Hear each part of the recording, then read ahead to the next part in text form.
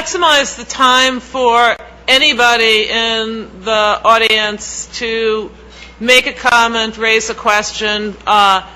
We're going to not break and move right into public comments. And so there is a roving microphone. Somebody who has the mic, can I see who has the microphone? Okay.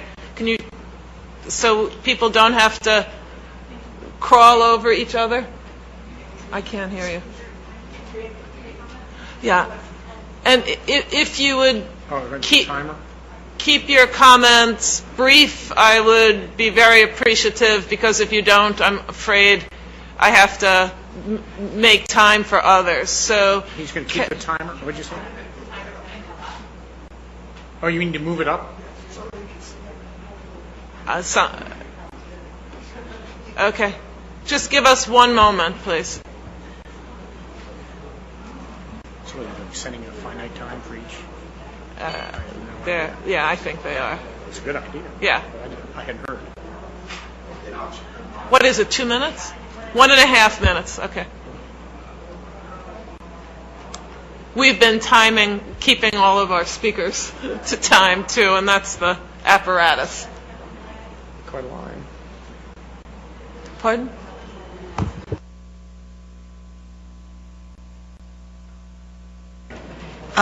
If I can clarify, we had a number of people who asked to speak, and we had a public sign-in at the front table as we communicated throughout the past few weeks with people who asked to speak. Consequently, to all of you wonderful people in line, I am sorry to say I'm going to go in order of this list. So everybody could actually just sit down, please, and I will call the list, and I will bring this to you, okay? Thank you so much.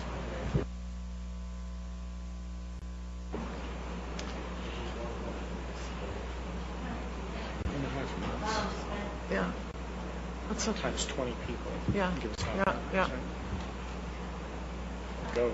Please, Val, start. And I ask each person after Val calls you and you come up, if you could just introduce yourself to us, we would be very appreciative of that. Thank you. Wonderful. So the first person I have is Michael S. Perfect. Thank you so much.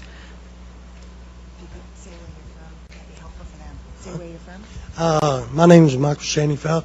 I'm from Birmingham, Alabama. The question that I brought to the board is that in 2000 I was approached by an ex-Navy sub-diver, and he brought to my attention the use of an auditory weapon that he stole from the United States Navy. Yeah. He told me about this weapon that he stole from the Navy. And he told me how the weapon would affect the central nervous system of a human.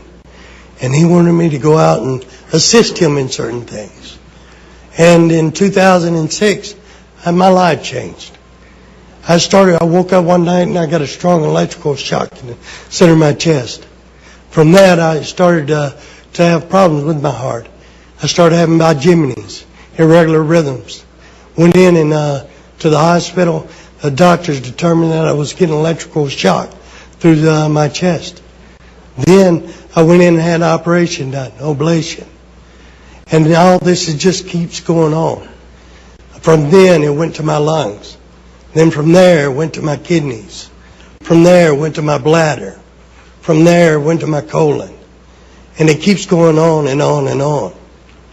Medically, I've been looked at and reviewed over and over and over again. My brother, he's a doctor. My sister, she's a nurse. My nephew's a nurse. And I've got people that have talked to me about medical situations and medical views. And I know exactly what's occurring is wrong, and I feel like I'm a test subject. And I've responded to the government, and the government responded back to me. But I have not seen no action. I've given y'all a report, and y'all can look at the letters that I've sent in.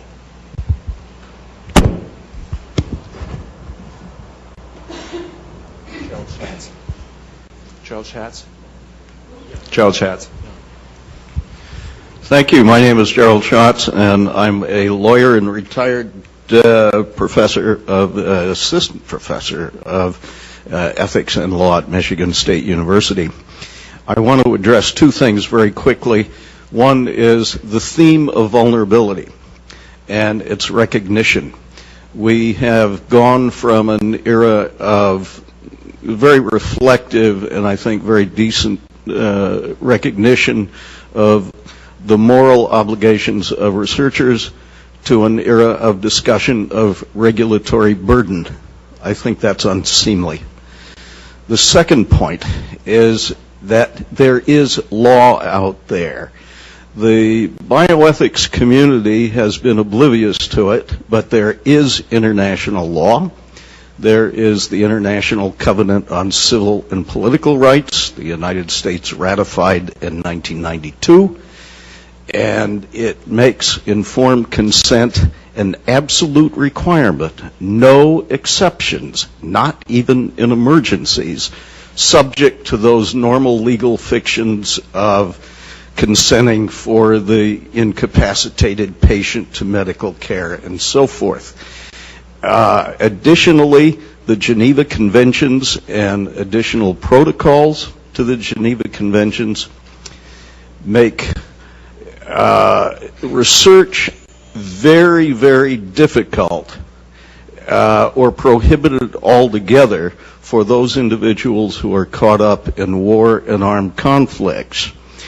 Michigan State University faculty responded to the OHARP request for comment in 2005 on equivalent protections. I will be pleased to provide that comment and those citations and some additional materials to the Commission. Thank you. Thank you. Sina Ryan.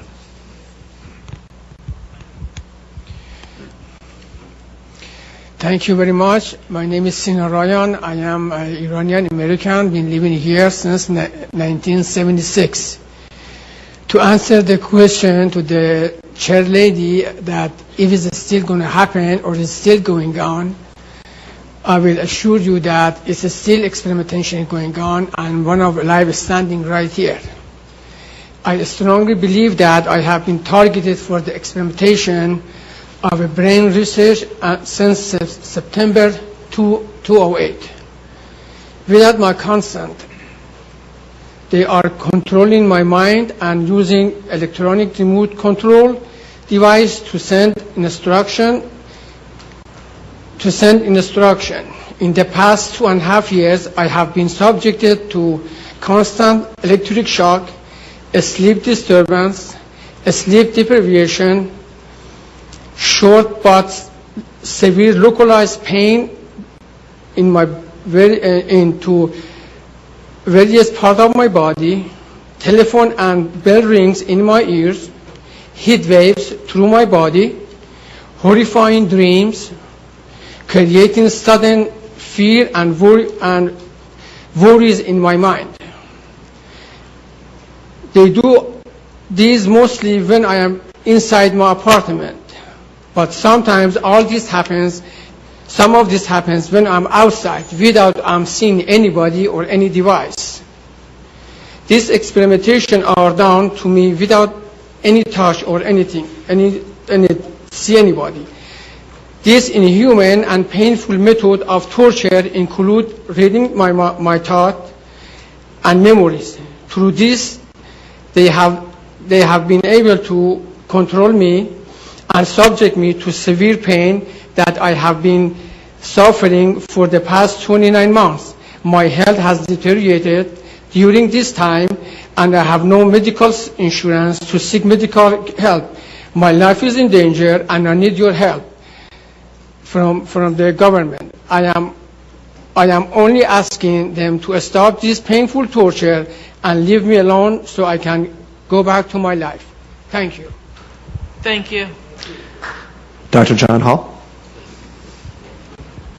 My name is Dr. John Hall. I'm a medical doctor from Texas. As I understand the memorandum from the President, it's for you to determine if current legislation is adequate in protecting individuals and if there's any ongoing experimentation.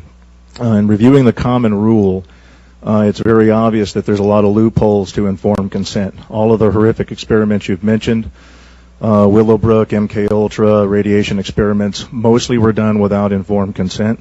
They were funded by the DoD and intelligence agencies where I'm not even so sure you would know if there's an IRB, much less if an IRB is looking at informed consent. As a physician, relative to some of what you're hearing today, in the community, we are seeing an alarming rate of complaints of use of electromagnetic weapons, microwave auditory effects, silent sound spectrum, EEG cloning, which has taken the lab out of the laboratory and into the home. Most of these, from the research that we reviewed, can be done remotely. It seems to be more weapons research than medical research. I personally corresponded with upwards of 1,500 victims, all complaining of identical complaints from every state in the nation. Of being exposed to electromagnetic radiation, non-ionizing radiation for the use of cognitive control or behavior control. I've submitted a paper to you, and there's another paper submitted to each member from another physician in Kansas City, alluding to the same thing. Thank you. Mrs. Hall? I would like to refer my time back to Dr. Hall. Can I read it? Okay. Mr. No, it's okay. Mr. Millicent Black.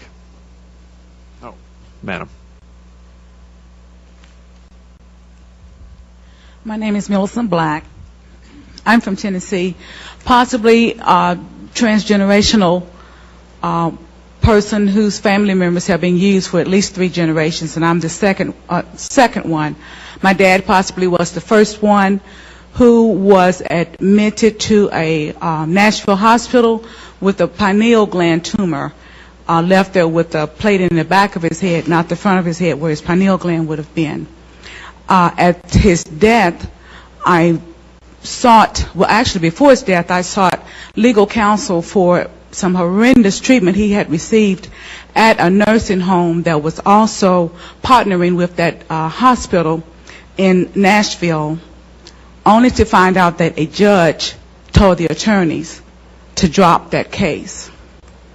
I am a part of the group that's here today representing those who are receiving the electromagnetic torture, and even my daughter at 5 months old was referred to that same Nashville hospital after having been refused treatment at the local hospital. I believe she is also a victim of the electromagnetic torture. Where does it stop? When are we given our rights as humans and as citizens? Does being African Americans qualify us as non-black or non-white and non-American citizens or non-American people? We seem to have a double bind going. Thank you. Mr. Marshall? Or Mrs. Marshall? Good afternoon. My name is Connie Marshall. I'm a former mayoral candidate from Louisville, Kentucky. I have never been involved in any criminal activity. I found a document in my bank account that said, problem with Kentucky government, check federal government paperwork and file before releasing information to anyone. I am an 8-year victim survivor of assaults by directed energy weapons.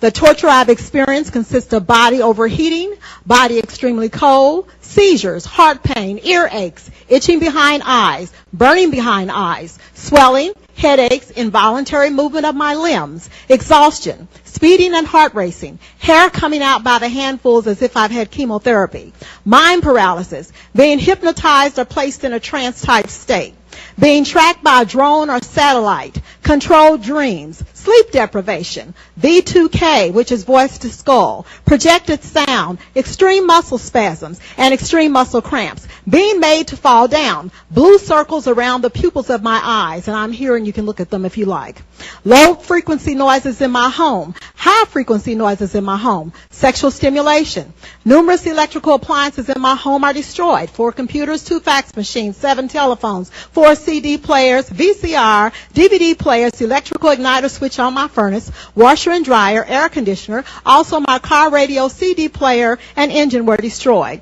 I am watched in my home 24 hours a day and followed around everywhere I go, though I do not have a criminal history. When I ran for mayor in my town, I was also attacked at debates and forums. My website is www.justiceforallcitizens.com. Thank you. And I would like to leave these flyers with you all as well. Thank you. Thank you. Mr. Alan Hornsblum. My name's Alan Hornblum. I'm a Philadelphia-based author who has written books on things running the gamut from organized crime to Soviet espionage. But for the purposes of this meeting, I've written 2 books on the history of using prison inmates as test subjects. You may be familiar with one or both of them. I'm working with a couple colleagues now on the history of using institutionalized children as test subjects for research, and I can assure you some of the material I'm finding is quite astounding, including the fact that Nobel Prize winners went to institutions for the feeble-minded to use them as test subjects. And in interviewing people over the years, not just test subjects, which I do on a regular basis, but also the doctors who initiated these experiments, these clinical trials.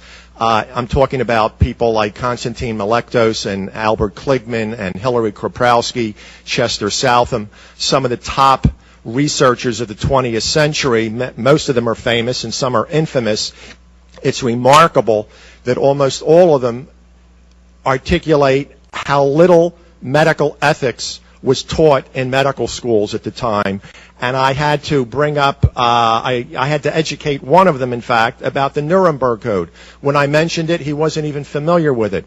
These problems with regard to medical ethics are still there. I periodically give talks at universities and med schools, and it's stunning to me that when I go into a bookstore at the university and go in, maybe I'll see one of my books there. Of course, I'm a little bit disturbed when they don't, but I also don't see anything by Harriet Washington or by James Jones, Bad Blood, or by Jonathan Moreno's book. Medical ethics is an orphan in today's medical arena. It is out there in left field. They really de-emphasize it, and that's part of the continuing problem that doctors, as Dan said earlier, when they do these studies, it's a cost-benefit analysis, and there's much more benefit to doing research, even when it breaks rules and laws and cuts corners, than by following the rules. And that's why I believe the Commission has to make a very strong condemnation of Dr. Cutler and the institutions and doctors that he worked with, not just with regard to Tuskegee and Guatemala, but there are so many other incidents and events out there. As Susan said, we will continue to discover these. There will be another commission like yours in 10 years going over what you didn't look at or what you didn't do. So I would encourage you to be as aggressive as possible, not just describe what happened, but really condemn those who broke the law, because there's doctors making decisions right now, and those decisions are going the wrong way. Thank you. Thank you. Ms. Deborah Poulsen or Deborah Paulson. Hi, I'm Deborah Paulson from Kenosha, Wisconsin. I'm going to refer to a paper from Professor McCoy at the University of Wisconsin on no-touch torture. He talks about a total assault on all senses and sensibilities, auditory, visual, tactile, temporal, temperature, and survival, refined through years of practice. Sensory disorientation relies on a mix of sensory overload and sensory deprivation via banal procedures, isolation, then intense interrogation, heat and cold, light and dark, noise and silence, for a systematic attack on all human stimuli. I've been a human subject for experimentation for almost 2 years, and I've contacted Dr. Hall. I stand with a very large group. Excuse me, I'm very nervous, but I'm very tired of having my rights taken away. And thank you for hearing me, and thank you for the others. I would like some help. Thank you. Thank you. Ms. Lisa Becker. Sorry. Pardon me. Thank you. My name is Lisa Becker. I am also from Wisconsin. I have been a non-consenting test subject in military medical research. I, too, believe my experience is referred to as no-touch torture, utilizing defense technologies. Jonathan Moreno, he basically predicted all this a number of years ago in his book undue risk. I'm asking you to help initiate a congressional investigation. We've all come a long way. This is what is needed. We want to have the accounts of this extreme human rights abuse that's going on in our country documented and heard, all of the accounts. We also need what was done during the Clinton administration, which is a major declassification of some of these documents that are hiding what's been going on. I speak for many when I say we've suffered long enough. My personal experience has been 10 years. I've been vilified. I've been ostracized. I've been tortured. I have burns on my body. I'm an American. I have rights. The answer to the question, the big question today, could it happen today? The answer is yes, it is happening today. It is happening for some of us every day. I am begging for you to help us. Thank you. Thank you. Mr. James Walbert.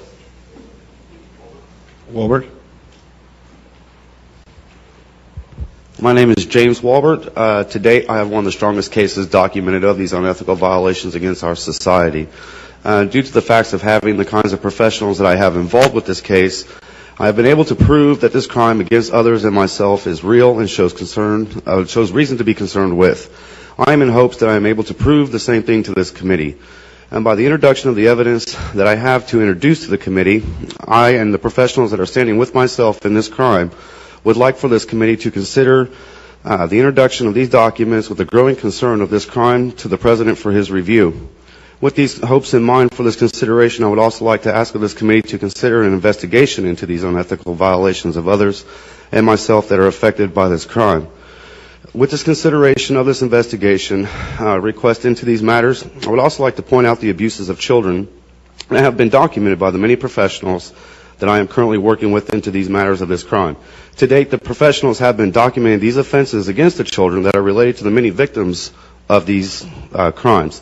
They have been, proven this concern to be valid, as I am pointing out to this committee, the growing concern of fellow states that have now passed laws against forced chipping of an RFID tracking chip.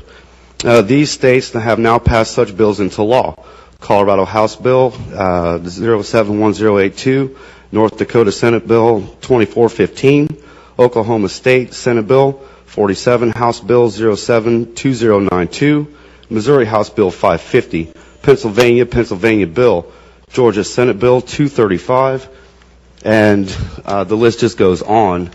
I was also wanting to ask if I could provide a portfolio of introduction of 12 professionals from political support to medical investigations, as well as private investigative support to the committee as well for review. May, thank you very much. Thank you. Right on.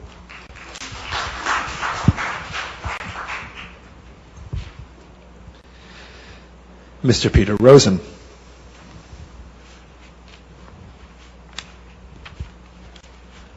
Hi, I'm Peter Rosenholm. I'm from Rhode Island.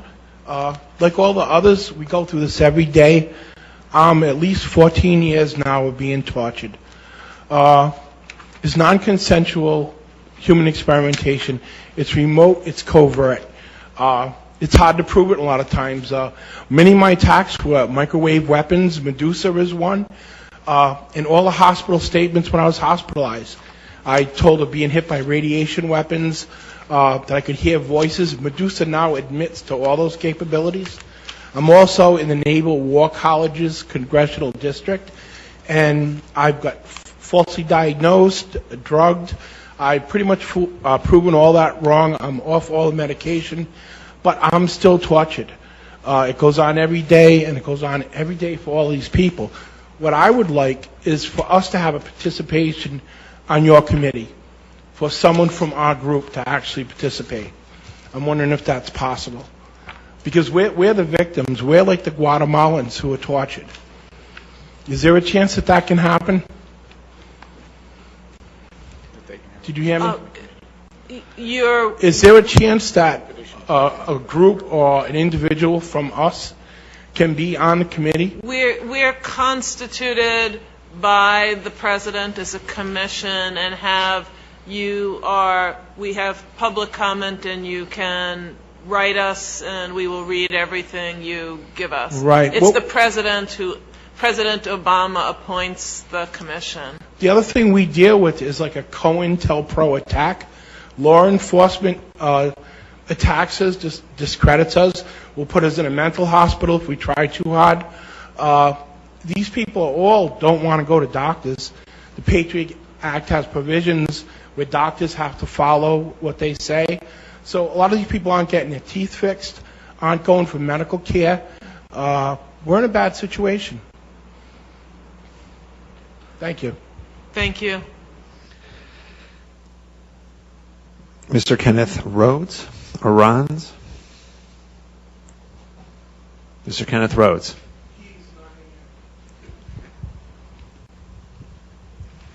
Ms. Letitia Peters.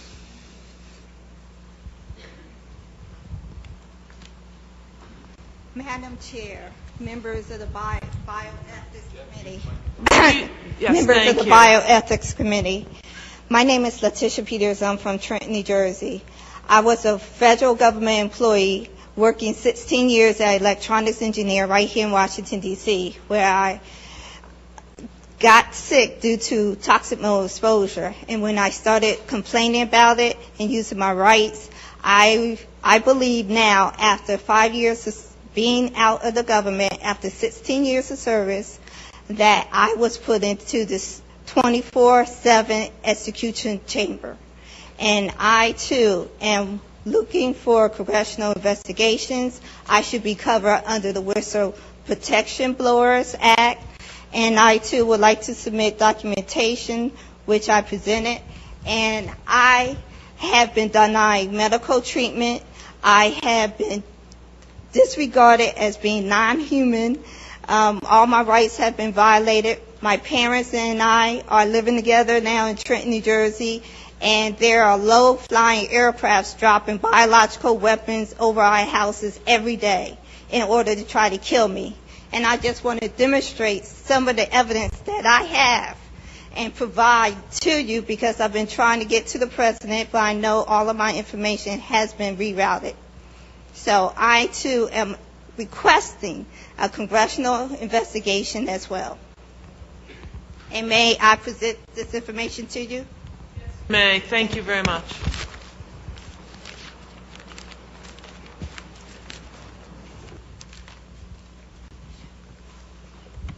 Ms. Tammy Battaglia.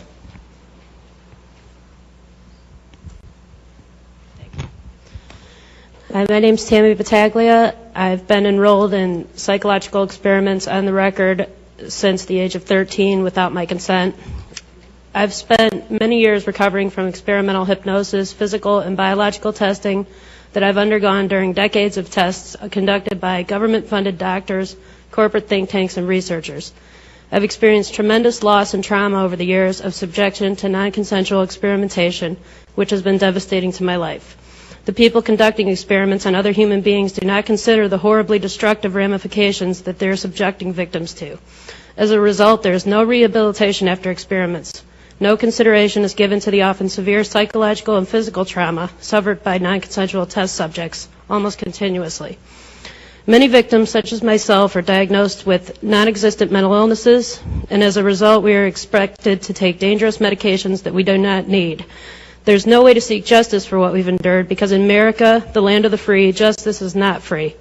The experiments violate every right imaginable and offer no restitution whatsoever. If myself or any other victim approaches law enforcement or government agencies, we're spurned and in some cases forcibly taken to mental institutions.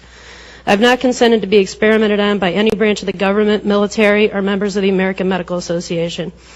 The initial experiments unfolded from decisions that were made for me when I was a child, at a time when I was unable to understand what I was being volunteered for or what the consequences would be. I deserve to be vindicated and released from these experiments immediately, as do all of us. Thank you.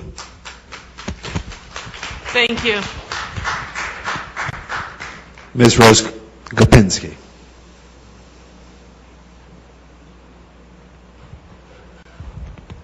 Amy, I love your question of us to try to figure out what the big problem is. to really analyze and get to the root of it.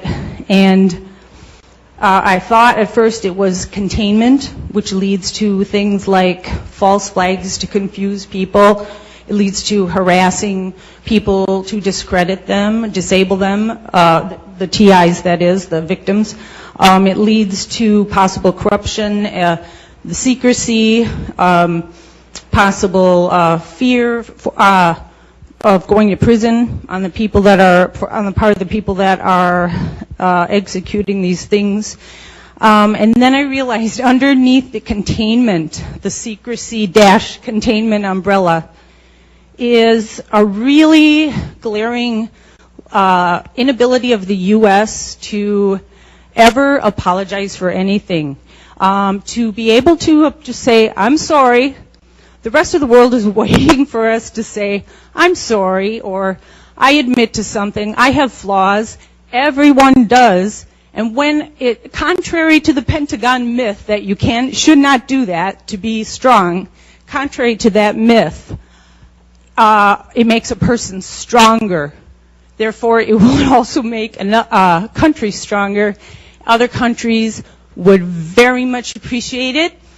Say, I'm sorry, 2 seconds of silence, and then we can go on with life.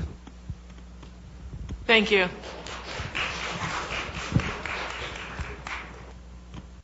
Mr. Jeremy Radlar.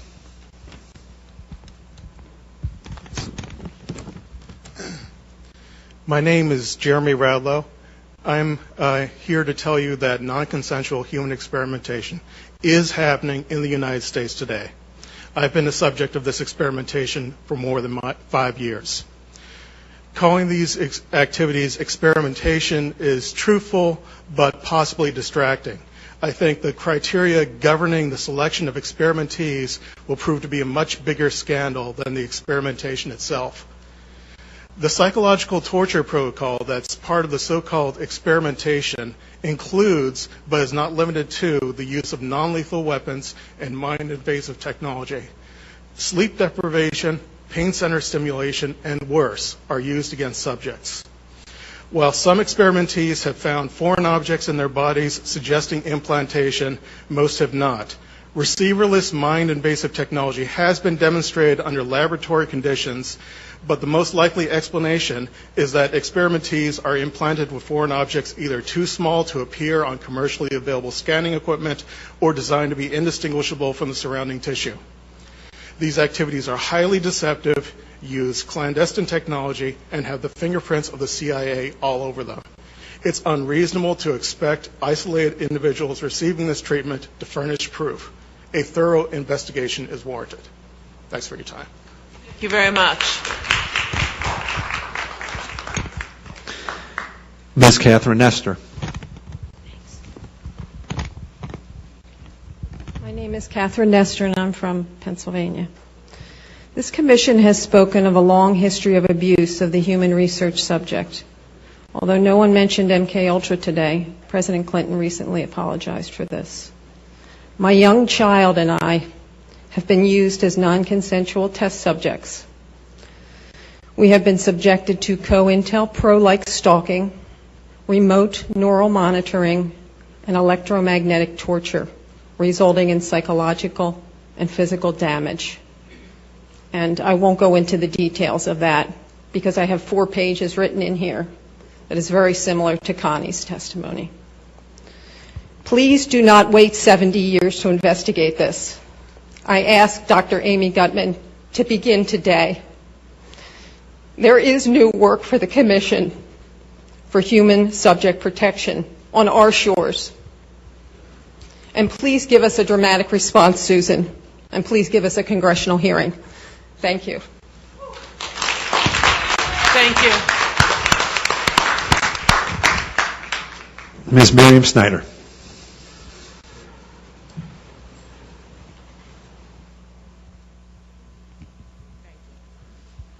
Hello, my name is Miriam Snyder. I'm an educator, minister, human rights advocate. I work with many people that have suffered the ramifications of unregulated, deadly human research experimentation. Since I've brought this to the public, I've become a victim too. In fact, in the past I was. I have 3 questions I would like the Commission to answer, and then I'd like to submit some recommendations so that we do not have to go through this type of forum of listening, and then we have to rush this serious assassination program. Human research experimentation is being used to assassinate innocent people, and I think it's time that it takes much more than 2 minutes to rush up. I resent it. I spent my time, I listened, and I asked that you listen. Foremost, since Guatemala and Tuskegee experiments, it is understood that human research experimentation via particularly injections on innocent people is understood that these things are going on. I would like the Commission to address what is being done to stop the continuance of non-verifiable injections being used on people. I'd like to know the Commission to address what penalties and protections are in place for researchers, the incarceration of researchers who create deadly weapons and viruses. What is going to be done to stop the deadly created man-made viruses getting out the laboratory to human bodies? And when are we going to start incarcerating researchers? All right? Number 3, who supervises energy technology? Specifically, electronic torture. That is a major issue. Just hold on. I waited 2 days. Electronic torture. All of these people are here talking about they are being tortured. They are in a slow kill program via radiation. The cleft lip babies are coming out through radiation programs. The studies show it. I've submitted documentation. We have cleft lip babies because of unregulated radiation studies. What is going to be done to stop this?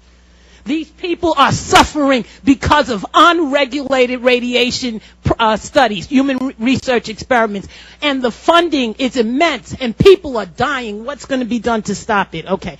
With respect to neuroimaging, I found a tremendous amount of research regarding injection-induced seizures. Why is human research allowing experiments that allow injection-induced seizures?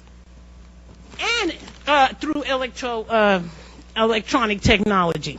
Now, what my recommendation? I would hope that this committee could launch a specific committee to address these issues with human rights experts, genocide specialists, people who have studied mass murders, that it's understood that these things do happen, okay, through genocide, and I can give you a list of people that have documentaries on this, and to investigate the citizen complaints regarding mind control weapons, in particular energy technology via satellite, induced seizure via satellite, microwave auditory effect weapon, all government-sponsored psychological operations, microchipping through injections. Above all, we seek the creation of a means for injections to be verified before entering the human body, and prosecution for anyone using these deadly tactics to harm the people. And we seek compensation for all the victims who have filed affidavit after affidavit documenting the atrocities involved with unregulated and deadly human research experimentation that they have suffered as a direct result of these criminal human research and the people, the whistleblowers who have exposed this. Thank you very much. And please have a forum where we don't have to do this rush up. I waited 2 days and I don't like being rushed like this. I really don't. Thank you very much. Mr. Nigel Nicholson.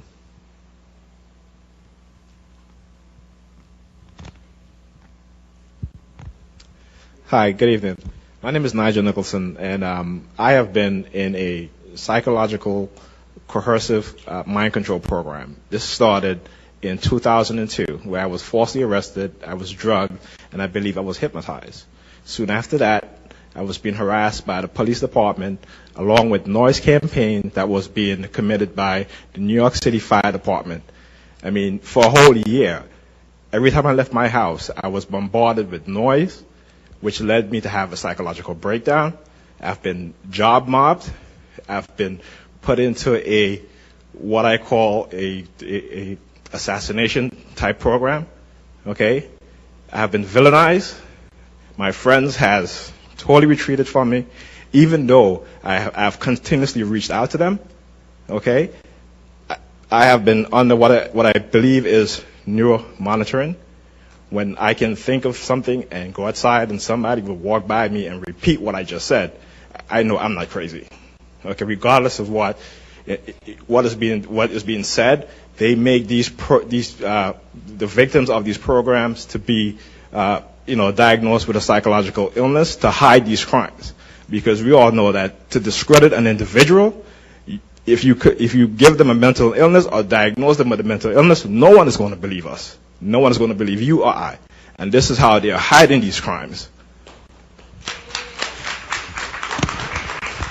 Thank you, sir. Ms. Micheline Jones. Micheline. Thank you. Hello, my name is Micheline Jones. I'm right here from D.C. I live in public housing, and I mention that because this is where most of the poor people are at, especially these days with the way the economy is going. I am the subject of MK Ultra, mind control. I am also the subject of electromagnetic radiation, and I have many videos to prove it. I've taken these videos to newspapers and to various places, even including, CDC, and everyone has just turned away as if this is hush-hush. I've had lawyers deny me assistance because they said this is too big. So in research, I found out that the former Congresswoman Cynthia McKinney asked for reinvestigation under her resolution HR 1026 to reinvestigate COINTEL activities. I am constantly stalked. There's many covert activities that have followed me.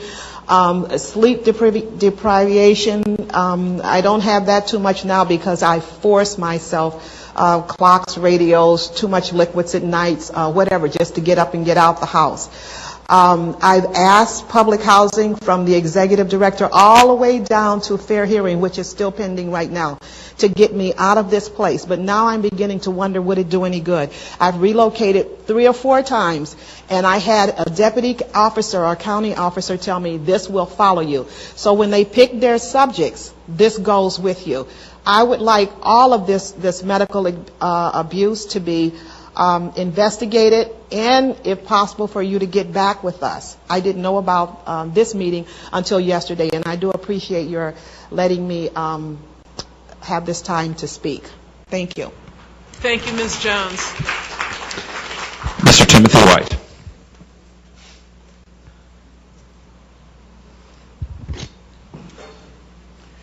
I'd like to thank the Commission for allowing the public to address these issues.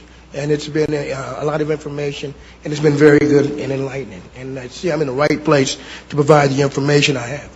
And yes, the Tuskegee experiments are still going on, and the Guatemala experiments are still going on. But they're going on because of the advances in the signals technology and in cognitive neurological technology and neurophysiological experimentation and research. And advances in that technology is allowing these things to happen and creating a new class of vulnerabilities for citizens who cannot protect themselves against this. Okay, we provide citizens who are currently non-consensual victims of cognitive neuroscience and neurophysiological research and experimentation, which is enabled remotely through extreme low frequency computer-to-brain entrainment technology. This technology exists and can be verified on subjects with a high degree of accuracy using current neural imaging technologies. Okay, this is an atrocity that has gone on for years, and like the Tuskegee experiments, it's clearly within the scope of this commission. Okay, the validity of this case, if there's any doubt as to the validity of these claims, that this commission can conduct its own independent investigation by using functional brain imaging techniques. Okay, we ask that the committee, just because of the existence of our organization, Freedom for Covert Harassment and Surveillance alone, we have thousands of people who have contacted us claiming to be victims of this. The justification for our existence is justification that you should investigate this occurrence further, okay? We need tests to determine if a citizen has been harmed by a cognitive weapon. These are cognitive weapons that somehow these people are being experimented on with. And just overall, we need to ban the unethical use of science and technology on all citizens for any form, for any reason, and in any form. Thank you. Thank you.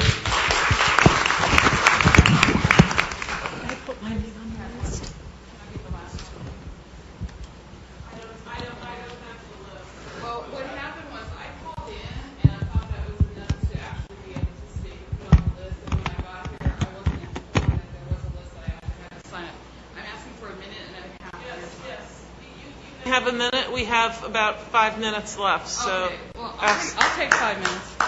No, but if there's somebody else, okay. Thank you. I'll try. Absolutely. Thank you. As you see, we have actually this is a minority of us.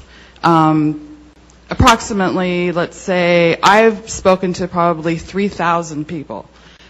He's on probably 1,500. He's on 5,000.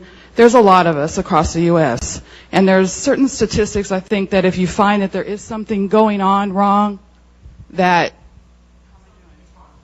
you're going on wrong, that somewhere along the line somebody has to do an investigation. There's a certain percentage of illness. You do an investigation. If there's a certain amount of cancers in an area, same as Brockovich went and did the investigation, she found a certain amount. Well, we're presenting our case right now. You said you guys wanted to be in the know. We're giving you the information now so that you are in the know. There is something going on. It's electromagnetically issue, and it has to do with from cell phones all the way to directed energy. And I think yesterday some of the colleagues went ahead and said that we didn't really talk about whether there's energy weapons or not, but I mean, we have thousands and thousands of documentations about energy weapons themselves. And all we're asking for is an investigation on this. People are being harmed, people are being tortured, and people are being killed. And I think it's a pretty important thing for a bioethic committee to look into. And all we ask today is to please do that.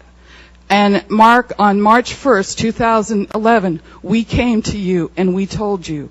And I don't know how many more people. My friends are dead, tortured to death by electronic weapons. And I don't know how many more people will die. And I hope I will be here again if you have this next year. Thank you very much. That's the end of the list. Are we? That's the end of the list. Okay. Good. 1 minute. Okay. Thank you. I'm going to do the best that I can while being hurt by a national defense weapon that our country built. I love our country, but I am in contact and have been with the chief of the Department of Defense Fraud, Waste, and Abuse hotline. He's worked with me and my wife for 2 years, and he went to the Pentagon after we were air assaulted by a jet at 150 to 200 miles an hour, that being me and my wife. That's why my face is rebuilt, and she's at home taking care of 100 head of cattle with a brain tumor. I've had 3 removed. I guess my point would be this, is that I stood up to this program, and that would be the Joint Operations System that our country built with the non-lethal and less than lethal weapons system.